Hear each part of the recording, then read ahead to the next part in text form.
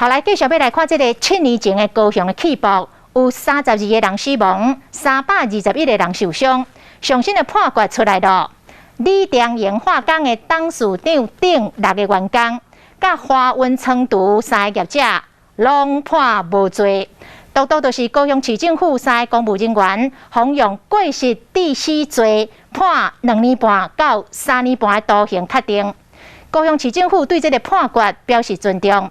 不过，当时的受灾户讲，因真无力，因认为厂商嘛应该负责。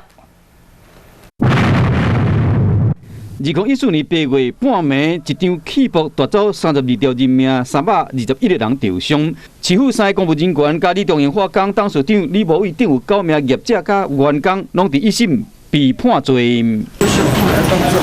想不到2审大法官认为过失的责任是高雄市政府29年前所做的排水暗坑品质不良，致使管线破坑。厂商包括李某伟等6个人，华运公司3个人已经尽到注意的义务。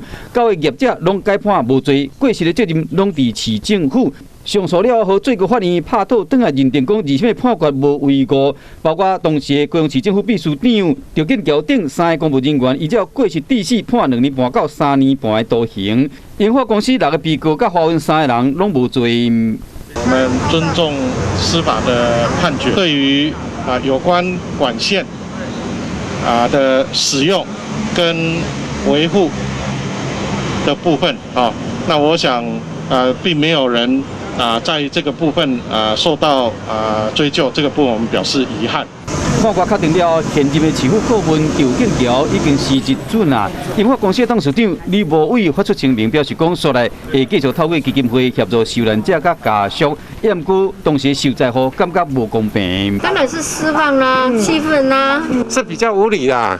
应该是有责任啦，不是完全没有责任啦。7年过去啊，高雄起爆案件确定啊。公务人员都爱入去关，厂商拢无罪，最后才会受灾户无法度接受这款的结果。